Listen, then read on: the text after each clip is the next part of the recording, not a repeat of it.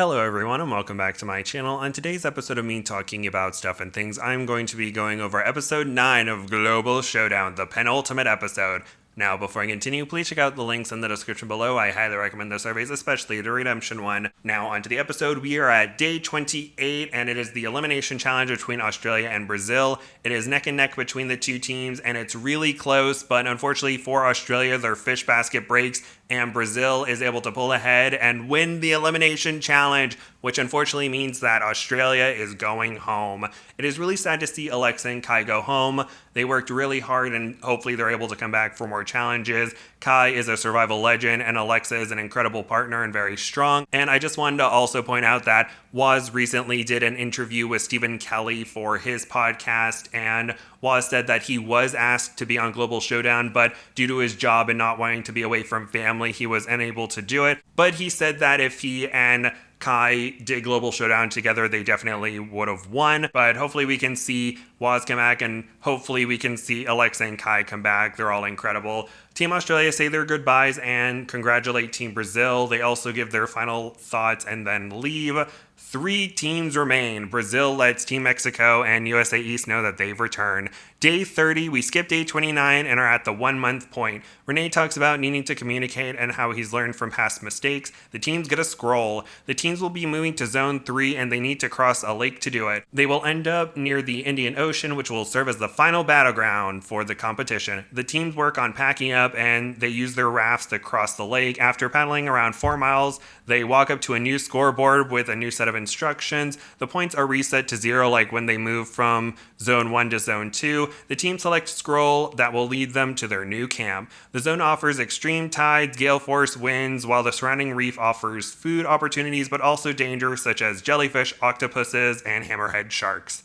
The teams head to their campsites. Team Brazil look for food and Rene manages to get some crabs. They eat their crab meal and are in good spirits. Rene wants his name to be known like Matt Wright, so hopefully he can be asked back for more challenge. And hopefully Marina can come back as well because they're both very talented and both incredible survivalists. Day 32.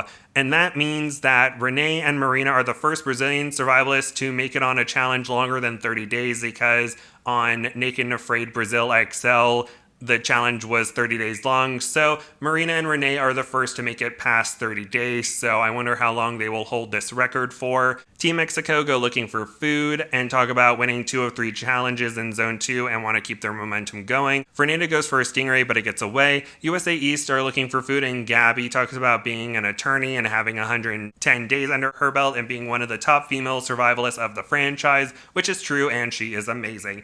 Gabby grabs an octopus and it grabs onto her as Matt tries to get it off her. He manages to get it off and dispatches it, and so they get an octopus meal. Fernanda is worried about her team's lack of protein. Gabby talks about her and Matt's octopus meal giving them the necessary boost of protein, and hopefully that'll give them an advantage as well. Day 34, the teams get a scroll. They're told for the next 48 hours they may construct a raised platform shelter that can hold both partners for 100 points. To qualify, platforms must be 3 feet off the ground, have a sidewall to block the wind, and have a fully thatched roof to shield from the rain. Team USA East used their raft to build the platform, as does Team Brazil, and Team Mexico also works on their raised platform, and Fernanda mentions how they're both tired and need protein. Team Brazil complete their shelter first and get 100 points, and they're also given the Hawaiian sling and a dive mask to use to go fishing, which Rene does, and he manages to get a stingray, and he and Marina have a feast.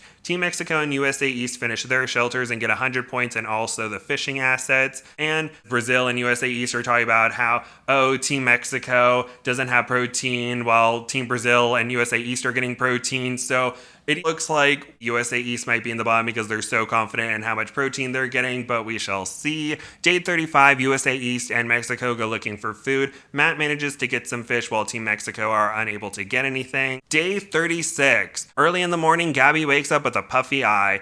And since it's day 36, Fernanda and Pablo now currently have the record of Naked and Afraid Latin American survivalists who have gone the longest on a challenge, since right now their record is 36. So kudos to them for doing that, and hopefully Ana Lis can make it 35 days and she'll be in 3rd place for most days on a Naked and Afraid challenge from the survivalist pool from Naked and Afraid Latin America. And medics come to assess Gabby's puffy eye. They give her some allergy drops and will monitor the eye. It also seems the puffiness doesn't affect her vision, and she uses a bandage above her eye to try and keep it open. The team see a scroll. They are told to head to the X if they snare. We hear about Matt not winning 2 previous competitions and how he messes up when he's stressed, and that plus Gabby's eye being swollen might spell the bottom 2 for USA East. Fernanda and Pablo talk about lack of trapping experience. For the next challenge, the teens will smoke out a spring hair burrow.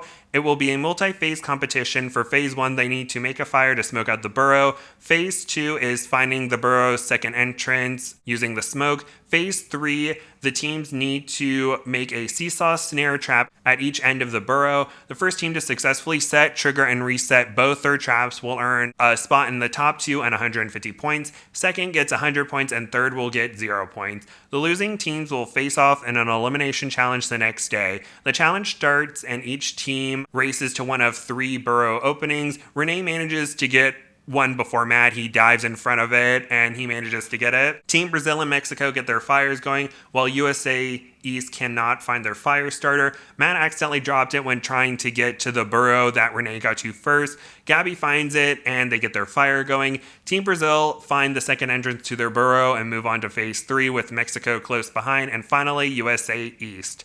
The teams begin working on their snares. Rene works on the snares while Marina grabs material and assists Rene when he needs the assistance. Fernanda and Pablo work on their own traps, as does Gabby and Matt. Team Brazil are doing well while the other teams are struggling a little bit. Fernanda and Pablo decide to work on one trap at a time like Team Brazil, while USA East continues to work on their traps separately, but are having difficulties dealing with the heavy rocks while also working on the trap at the same time. Team Brazil is the first to complete a snare, with Mexico close behind. Matt and Gabby are still having difficulties with their separate traps, and Matt completes his trap and goes to help Gabby. Team Brazil and Mexico are neck and neck for first, and after a bit of a nail biter, Team Brazil ends up in first place. Congratulations to them. They have earned a spot in the top 2. They will be in the finals, while Team Mexico and USA East are up for elimination. It seems the elimination challenge won't happen until next week, as well as the final challenge, so it's going to be interesting to see the elimination challenge and then the final challenge. It's going to be intense. And Team Mexico gets second place on 100 points, and this will be Mexico's 3rd time in the bottom 2 and USA East's 1st time in the bottom. So will the track record speak for itself, or will it not? We'll find out next episode. The episode ends and there is some tension, and we shall see what happens. I'm going to say who I think makes it to top 2 with Brazil, but I'm going to mention some statistics first. Final scoreboard of the episode, and first we have Brazil with 250 points. Second is Mexico with 200 points, and third is USA East with 100 points. And the total number of days after day 36, Matt has 341, Gabby has 146, Marina and Rene have 87, Fernanda has 78, and Pablo has 57. And Kai's total number of days is 183, while Alexa's is 84. Also, I wanted to point out I made a prediction video about the top 3, and I was correct that it was USA East, Mexico, and Brazil. And episode 10, On Top of the World, with national pride on the line, the last 2 teams square off in a multi-stage gauntlet, testing their ability to build traps, shoot targets, bushcraft weapons, and make fire. In a neck-and-neck battle, they fight to raise their flag and win $200,000. Dun dun dun. Thank you all so much for listening. Please like, comment nice things, and subscribe.